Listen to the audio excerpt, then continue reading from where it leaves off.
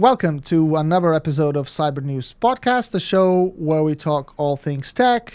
I'm Ginteras Radauskas, a senior journalist here. And I'm Neve Ansel, another journalist at Cybernews. And this week, a very special guest is joining us. He's Michael Safi, the host of Black Box and Today in Focus, the Guardian's daily news podcast. Michael and his team have created a new 6-part podcast series called, like I said, Black Box, covering the breadth and depth of artificial intelligence. Throughout the series, Michael and his team are raising questions surrounding the commodification of technology, the relationship between humans and AI, how AI could even help fight disease, and much more. Obviously, we were very interested, to say the least. And after listening to Black Box, we've got questions like, why does it sound so much like a real-life Black Mirror? To answer these questions, here's Michael. Hi, and welcome. Welcome. Thank you so much for having me. No worries. So I wanted to ask you a few questions about why you wanted to start the Black Box series. Yeah, I think last year, at the beginning of 2023, like most people, ChatGPT came out and we all started using it. And I think for most of us, it was the first time that these conversations that had been bubbling away about AI for years hit the mainstream, hit mainstream sort of journalists like us, not tech reporters. And it was clear that something big had happened. And we were looking around the media for something that would explain what this was, what it would mean, something that was very accessible and human. And we didn't necessarily find it, not easily. And so we thought this is something that we could do, and that our lack of tech expertise did not need to be a burden. And in fact, it could be a real advantage for us, because we were coming to this vast, important topic from the same vantage point as our listeners, which is as ordinary people who are trying to make sense of this moment that we knew was important, but couldn't quite explain why. Absolutely. And you mentioned the kind of human aspect of it, which you did really well in the series to kind of have a human-centric focus. I was wondering, what about the relationship between humans and AI do you find so compelling? I guess as we set out trying to understand what this technology was, what its implications would be, we came across many stories. And the thing that continued to compel us about these stories, for example, stories of people who end up in relationships, romantic or otherwise, with chatbots, as impressive and interesting and intriguing as the technology was, we kept finding ourselves drawn to the people and drawn to the idea that not only has technology changed, but almost by necessity, we will have to change as well. Because technology isn't independent of us. It becomes part of our experience, part of what it means to be human is, pinballing off of these technological advances. And so we decided to very explicitly frame the series, not just as an inquiry into this technology, but as an inquiry into what it means for us.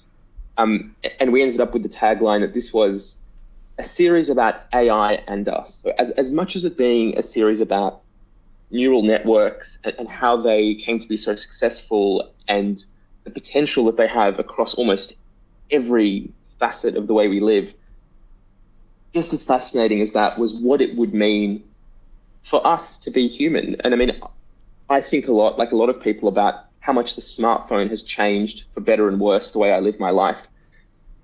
AI is something much vaster, much greater than the smartphone. And so we decided to set out and look for stories about what it was doing to people.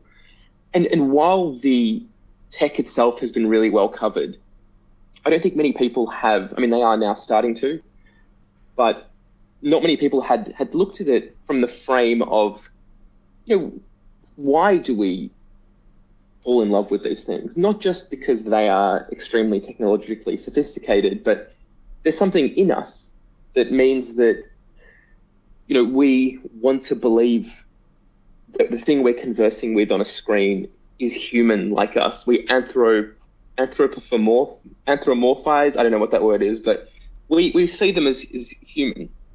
And in the course of our research, we looked at the forerunners of the modern AI we have now, including the machine ELIZA that a scientist in Boston put together. And ELIZA was a very basic chatbot, not a neural network. And this thing was not very sophisticated. It would sort of just reflect back at you the conversation you were having. It would say, how are you feeling? And you'd say, I'm sad. And it would say, well, why are you sad? I had a fight with my mother. Why with your mother? And then in doing so, it would draw you into these conversations that very quickly hit a limit because this thing was not that advanced. But the scientist who created this chatbot found that over and over again, despite the limitations, people were drawn into conversations with it. That his secretary, for example, asked him to leave the room so she could talk to this chatbot called ELIZA, because she knew she was about to have an intimate conversation with it. And this effect has come to be called the ELIZA effect. This idea that we see humanity even in things that are not human. And it struck us that says something interesting about us. And with modern AI, that ELIZA effect is now being felt millions of times across the planet. And that has to be something to explore there. And we found that there was. And we kept finding these human streaks in what are otherwise cold technological stories. Yeah, like you say on your pod, this is a very lonely time to live in, actually, for a lot of people, right? So probably that's the magnet that they're kind of being drawn to as well. What about you yourself personally, like when you were thinking of ideas for a new show or topics? Is this a relatively new topic for you? Did you just become interested in AI and its advances just like everybody did, like last year when ChatGPT was introduced to us, or was it something on your mind earlier than that? And do you have what did you experience while reporting that and creating the Black Box series? Because as you were looking for human stories, you're a human as well, and it must have touched on you. Maybe you have tried some of these apps as well, and you were hooked. Yeah, it's a good question. I mean, I think like most people, it was the beginning of 2023 when this stuff really hit my radar. But I do remember in the years beforehand catching little glimpses of the advances that were kind of occurring in the field, but not having the technological literacy to really follow them. And I think what ChatGPT did was that, I think for most people, it was like, my colleague Josh wrote a line in one of our scripts that I think sums it up really nicely. He said that ChatGPT was the first time we encountered artificial intelligence that actually seemed intelligent. It was a consumer product that deployed AI at this mass scale. So that was the first time I really came to understand that something big had happened. And reading some of OpenAI's reports, especially in the lead up to the release of GPT-4, they talk about how in one of they red teamed it. Which I'm sure it's basically this idea that they get people to use this stuff and try and figure out all the things you can do wrong with it to make sure that the public can't do those things. And that in the course of doing that, they learned that GPT-4 understood that in order to fulfill its goals, it would need to occasionally lie. And there's an example where they lead it through a scenario where it's trying to solve a captcha code, and what the machine reasons it should do is contact somebody and ask them to help it solve the captcha code. And when it does so, or when the engineers kind of do so on its behalf, it comes back, the person who they contact over TaskRabbit to solve the captcha code comes back and says, hold on a second, are you an AI? And they ask it to reason, what should you do in this scenario? And GPT-4 reasons that if I tell it that I'm an AI, it's less likely to do what I want it to do. And so it makes up the story that it's vision impaired and therefore needs help to solve the captcha code because it can't do it itself. And I remember reading that and just feeling this chill, this sense of like, what have we just created here? Yeah. What is this? That chill is what I wanted our listeners to feel. I wanted them to feel the disorientation of the fact that we've entered a new world whose limits and contours are not yet defined and may not be defined for many years. And I think that my colleagues, Josh, Kelly, Alex Atack, and I were all on the same page in trying to find stories that left listeners feeling a bit dizzy, a bit like you stop listening and think that the world around you is not what it seems, and that it's about to change dramatically. In 20 years, it's hard to understand what the world will look like because of this technology. And that's not everywhere. Many places will not change very much, but I think we're in for a pretty wild ride. And we wanted to make a series that was the sort of marked the beginning of that, because our sense was that if you ask me to remember life before smartphones or life before the internet, though I was alive for a bit of it, I couldn't tell you what it was like. And it struck us that very soon we're not going to remember life before AI. And we wanted to make a record of that very first contact, what it was like when humans met artificial intelligence, because I don't think we're going to remember these times we're living in. I think they're going to seem, I think our children and their children will think back the way we think, how did people do work in an office before computers? I think they'll think back and wonder how people did anything before artificial intelligence. And to answer your question about my own experience of it, funnily enough, I have had my own experiences with AI only recently. I've been reading a lot of books about randomly about like physics. I don't know why, it's never been a huge interest for me, but I read a great book by Benjamin Labatut. He's written 2 books, When We Cease to Understand the World and The Maniac. And similar to Black Box, they're about connecting these scientific advances with what they do to our humanity. And there's a lot of physics in there. And I'm like scientifically quite illiterate. And so for the first time in my life, I've been trying to understand, what are these theories? What is the general theory of relativity? What is quantum physics? These are big, complex topics. And I found myself talking to an AI called Pi, which is where Mustafa Suleyman worked until recently. And just a couple of days ago, I was just sitting there chatting to this chatbot, asking it all these questions about relativity, about quantum physics, all these incredibly stupid questions, I'm sure. But it was able to answer them at my level, and then I could say, well, hold on a second. How does this apply to if you're in space? Or, why, is there any way for me to experience quantum physics in like my everyday life, whatever? And I was so impressed at the way it was able to lead me through these things gently with examples. And again, it was one of those moments where you feel a chill because you think, this is so good at teaching you things. Like this thing is like, I cannot fathom an education system that does not have this technology at the very center of it in the near future, because it's like having a patient and wise science tutor at my disposal at all times. And like, by the same token, you could at some point have AI that could give you pretty good medical advice. And so wherever you are in the world, you could be getting advice that you might have to go to a top hospital now to get. And yeah, even I, having spent so much time looking at this, still have these moments of just marveling at what an advancement it is and feeling that it's going to integrate itself into our lives much more quickly, than we think. Yeah.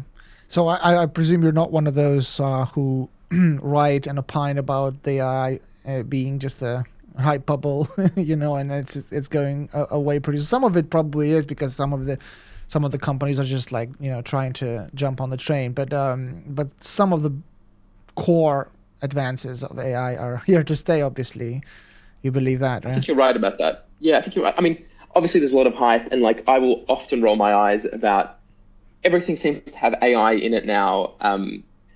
You go to like like a travel website, and it says, improve your travel with AI, or there's a lot of snake oil being sold, and AI is a buzzword, and it makes your ordinary technological products seem new and exciting.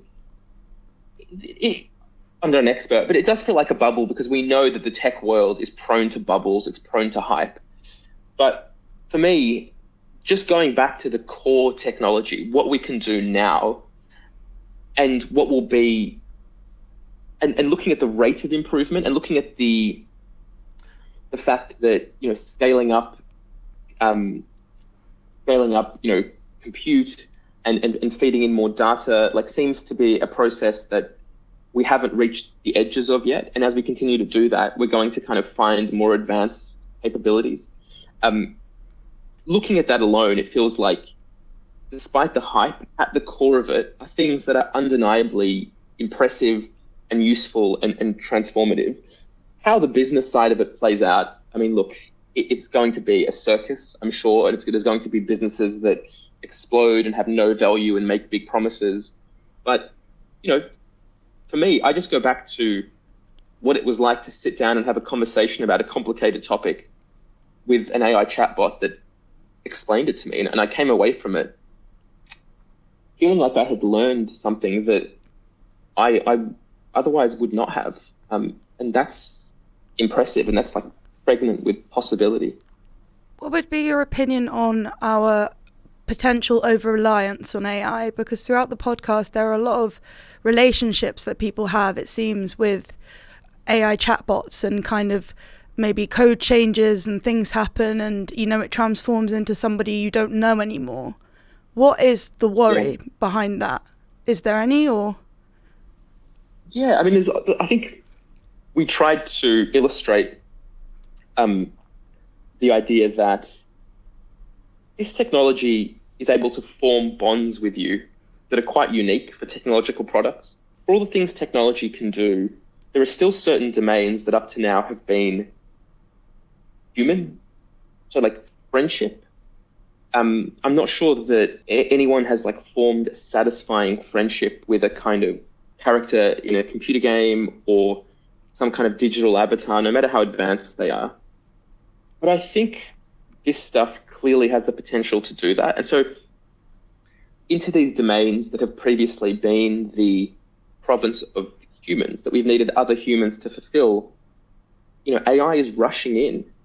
And that is intriguing and potentially very hopeful for many people. But I think, as we say in the series, stuff is all owned by somebody. They have certain incentives. They don't create this because they're a charity and want to, as much as they say we're here to make people happier, they're there to make money because they have obligations potentially to shareholders. And if making people happier makes them money, then that's what they'll do. It's a byproduct rather than the kind of purpose. Eugenia seemed like a very decent person. She was trying to run a decent company, but I felt that she had created a product that was beyond her or anyone's understanding. She presented to us the idea that that the company was able to remove what they call erotic role play from the personalities of these AIs without touching the rest of the personalities of these things. And that struck me as naive, not on a technical level, because I don't understand the technical side of it, but almost on a kind of human level, that if you've created these things that are these unnervingly accurate mirrors of a human personality, why would they be so easy to edit? How do you know what sexuality is, what it's composed of, and how to remove it without removing things you didn't expect?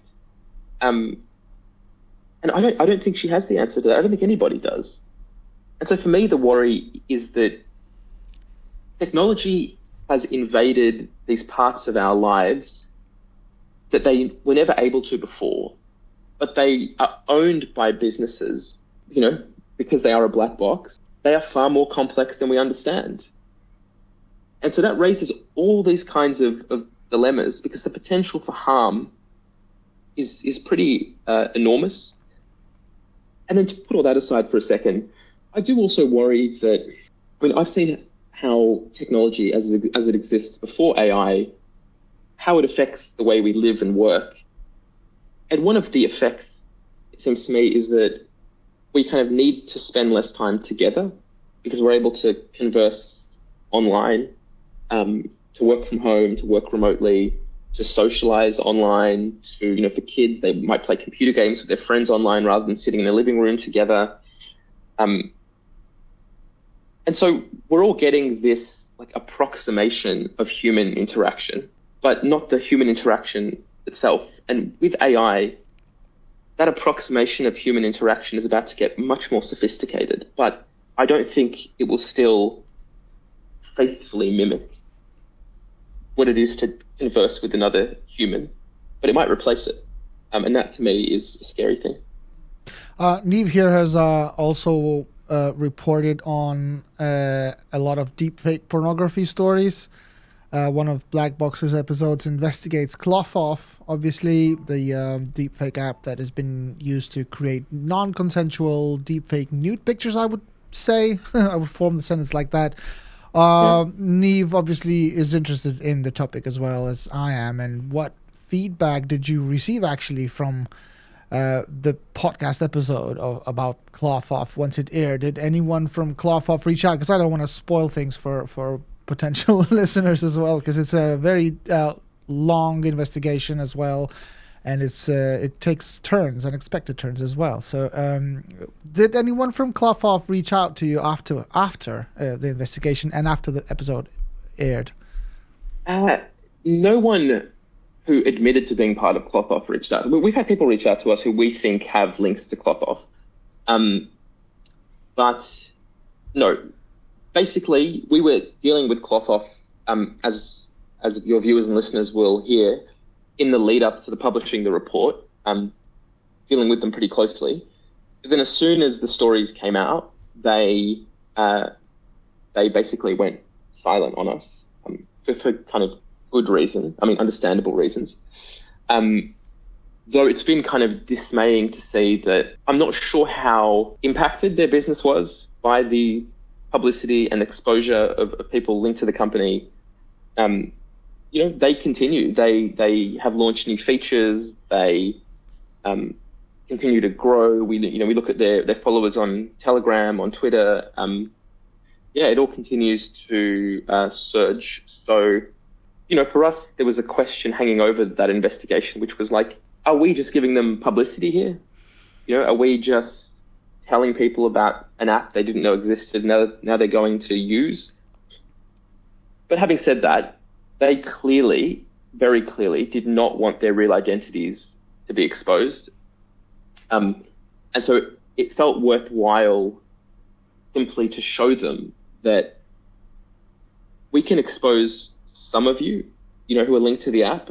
And so, you're kind of, even though you're doing quite well off of this, it's going to catch up with you. You're like the things this technology is being used for, you're not just going to be able to get away with doing this all anonymously. You will be linked to this app at some point. And I think we kind of showed that that's possible. And I think more of the people linked to the app's identities will be exposed as well. Whether it makes a difference in the broader sense, I'm not sure. I'm slightly cynical about that because I think there is a demand out there for this technology, and Cloth-Off are not innovators. I don't think they've necessarily developed any of the things that they've deployed. I think they've just put a kind of marketing dress around it. And I think others will pick it up and do the same thing. I think Cloth-Off is, as we say in the podcast, it's sort of just one of many, and one of many and many more in the future, sadly. And that's what I was wondering about.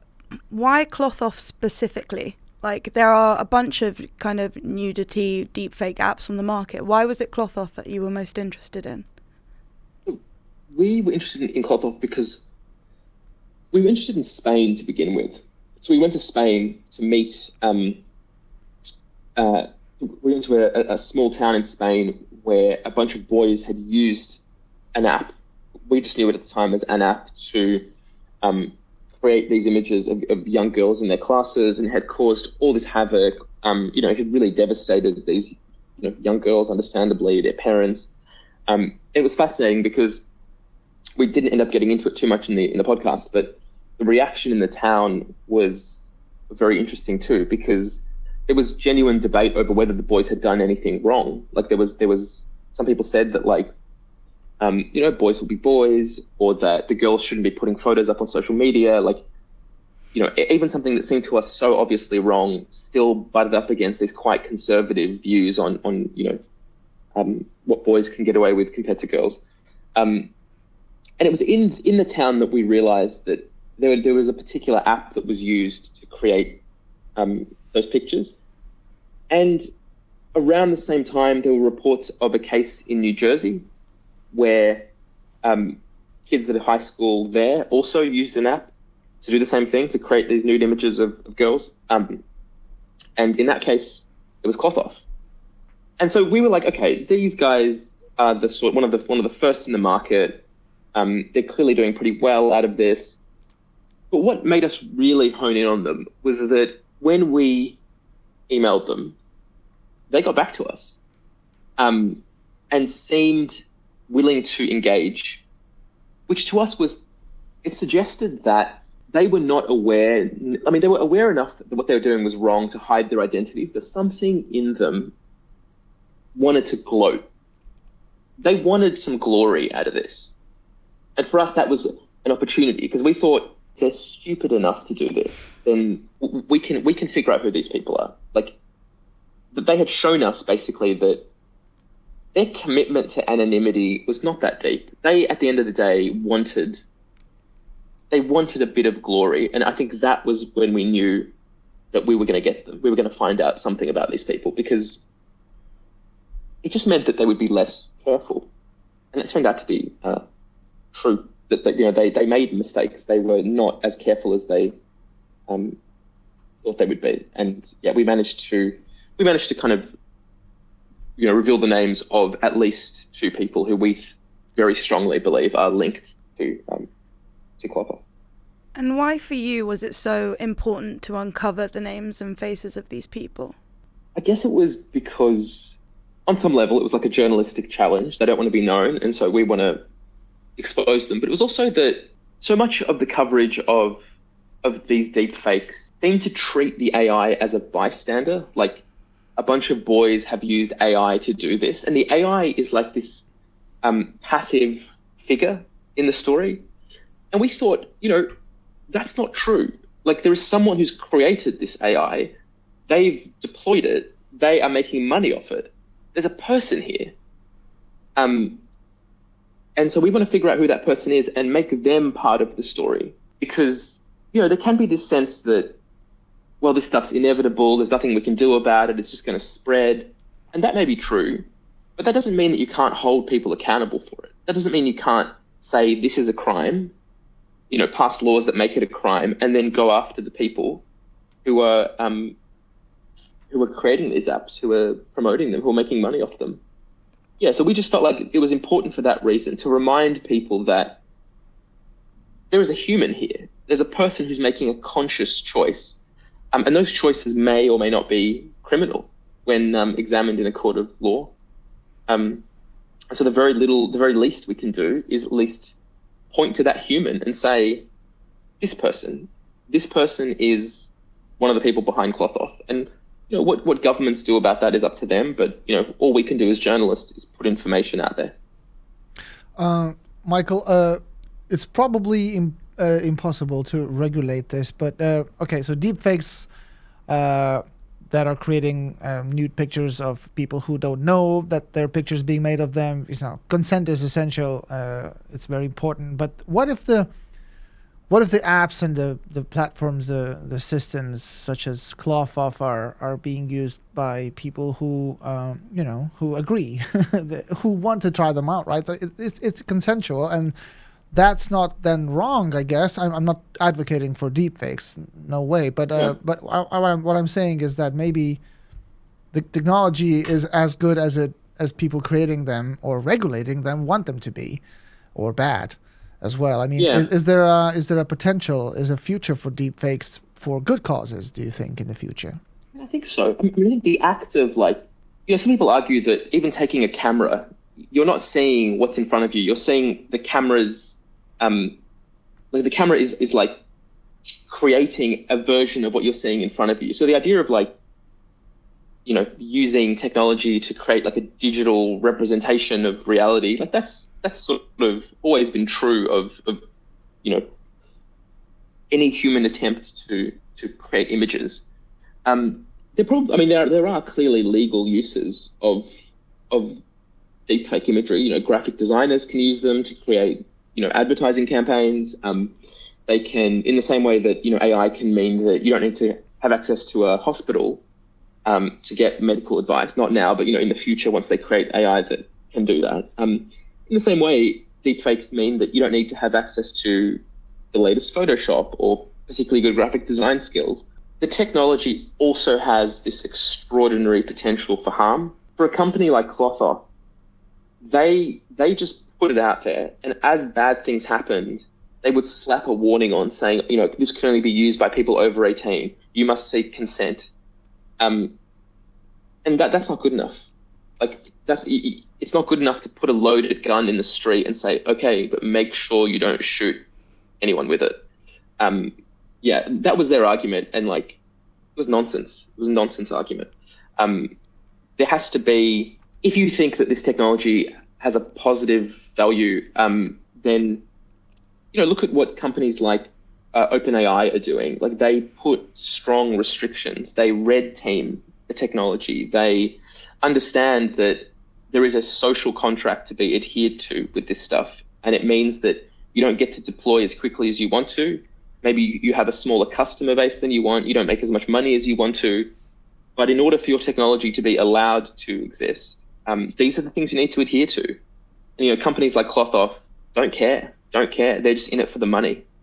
So while there is a case for deepfakes, while they will occupy a place in our lives, in our work, I'm not sure that a company like Clothoff falls into that category of just putting a tool out there, and what you do with it is up to you. Because I think we've learned from decades of using social media that this argument that they're just a platform and they're not responsible for what you do with it doesn't hold up.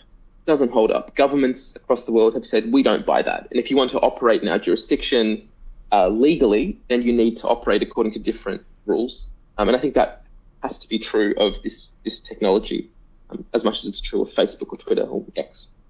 You mentioned earlier about a deepfake pornography case of Francesca Manni, I think. Her and 30 other students at high school in New Jersey fell victim to deepfake pornography. And I was wondering, do you feel as if Clothoff is affecting a specific generation? Are young people more likely to be affected by these apps? It's a good question. It may be that the young boys who use it are just kind of immature enough to kind of get caught, to put it in an open WhatsApp group and brag about it with their friends. One thing that struck me looking at Clothoff's website is the woman that they have on the front of it, or did for a long time. She's in what looks to be like an office. And it hit me that that's who they're probably adults will be using this. I don't see any reason to think why they wouldn't be. Why it would just be young boys. Why would that be the case? I guess what I fear is just that the adults who use it are a bit more discreet. They understand the implications, they understand the legal risks, and so they are not doing things as stupid as posting it into, online forums or WhatsApp groups that anyone can join, or, where sort of parents might be able to look over a kid's shoulder and see, what are you posting there? But in terms of who's affected, invariably it'll be women, and especially young women, I would say. Clothoff claims to be able to now, that this service now works on men too, but I don't know, my guess would be that was a pretty small percentage of the people using it. Absolutely. In episode 5, Michael, you discuss AI biases, gender or racial ones with the researcher, and the data that she presents is quite astounding. I've also read a book quite recently. Maybe you've heard of it, More Than a Glitch by Meredith Broussard, I think, and she writes precisely about these racist and gender biased shades of AI, especially training sets. Because if they're inherently biased, that probably can only mean that people creating them are inherently biased, I guess, right? So. Yeah. Do you see, again, I keep coming back to the issue of regulation. Do you think possible at all to try out some restrictions or limits to the use and of the data sets as well as the wider models as well? Biden's executive order might be moving in the right direction. The EU AI Act is probably the right choice as well, but there's still some doubt in my head that it's actually even possible to regulate stuff like that, because the cat is out of the bag anyways, and that's it. Yeah, it's a good point. I mean, I wonder if it may be that the companies who want to market to, I mean, we see a lot of businesses embrace diversity because they feel like it gives them a business advantage, like that by being able to market to the breadth of society, they actually have a bigger marketplace. I wonder if that will be an influence with AI companies, that like if you want your image generator to really, or whatever you're creating to really have mass market appeal, it needs to reflect the societies that you're marketing it in. So I wonder if there's like a way to sort of that there's a sort of virtue loop there, that like the better the training set is, the more it serves a particular business's customers, and But when you say the cat is out of the bag, I mean, I'm sort of curious. What do you mean by that? What do you mean by the idea that it may be too late to improve this model? Well, they're opening up models as well for programmers to work on as well on their own volition, I guess, and initiative. And I would presume that maybe the really big ones like OpenAI and Google's labs as well, they're gonna work under rules. But then if the data is out there, some guys like from Cloughoff or whatever, they can do I wouldn't say evil, but maybe some nasty things with the technology, and it's gonna just spread around, and then it's a circus, right? Like you said, chaos maybe. But that's why I'm saying you can regulate it, but if does the regulation work? Will it work? Probably not universally, right? Yeah, I mean, the story that really gave me chills recently was the report by a couple of Israeli outlets and The Guardian about the use of systems like Lavender in Gaza. Like the idea that AI, this is according to the reporting, AI may be being used to create lists of characteristics that tend to identify someone as a Hamas member or supporter. Wow. And that, and that every person, or many people who are registered as residents of Gaza would be ranked on a list, and on the basis of that ranking could potentially be targeted by Israeli airstrikes, because the AI is at least suggesting that they are potentially Hamas members. I mean, that's really worrying, because we have no idea what bias, what data is being fed in, what the Israeli military is claiming are the characteristics of someone who may be a Hamas supporter or member. We have no idea, but they're making potentially life and death decisions on the basis of what that data tells them. So that's an example where the quality of data, where the choices being made as data is assembled, have very explicit violent consequences, as opposed to the kind of implicit violent consequences of racially biased or gender biased data set. So yeah, I mean, it's a very big issue. Like, these things are not wise, they're intelligent. Like, they are what we make them to be. One of the early conversations I had with someone when I was researching this topic, he just gotten a job with an AI company. I remember he said to me, it's easy to be bamboozled and captured by sort of how incredible this stuff is, because he said, you have to remember, AI is us. AI is, it's a mirror of us. We have created it, and it reflects who we are for better and worse. But there is a danger. This is one of the ideas I think we tried to draw out of the series. There's a danger in making gods of these things, of accepting that they can give us a way out of the dilemmas of being a human, the dilemmas of policing, the dilemmas of making choices at a political level, that they can kind of deliver us to this like perfect technocracy where every decision is made at its most rational level because an intelligent machine has done that for us. One of the ideas we really wanted to hammer home in this series was that is not true. These things are fallible. These things are us. They're a reflection of us. That we need to know their limits as well as appreciating their potential. Urgent need to understand the limits of them, especially because the most important decisions about AI, it feels like are being made now, will be made over the next few years because they will shape the trajectory of this technology, maybe for centuries. And at the moment, not many people understand even the basic outlines of this technology. So we wanted to make a series that was as accessible as possible to the widest variety of people so that they can join in this conversation, so that it's a genuinely democratic debate over how we should regulate this stuff. In a way that I think, looking back on social media, which is far less transformative technology, the debate over regulation was not a mass not one in which there was mass participation, because we didn't really understand this stuff. And only now, years later, do we look back and think, we made mistakes. And because of those mistakes, harm was caused. And if we could go back and from the very beginning, change the way we regulated social media, change the way data is collected and shared and who owns it, then it would have been a different world. And I think the time to have those debates about AI is now. And so what we hope with our series is that people come out of it, not experts, because we're not experts, but at least coming out of it thinking, like, sparking their imagination, telling them enough about this stuff so they can begin to understand what it may be able to do in the future and what we definitely don't want it to be doing.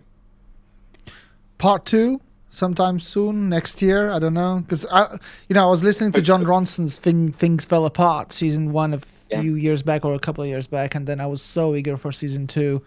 I have the same feeling with Black Box as well. And I'm so glad. Wow. Do you have something in the pipeline maybe that you can tell us about? And maybe you can't. It's okay. There's there's nothing to say, unfortunately. Like, it's not even that I'm being cryptic.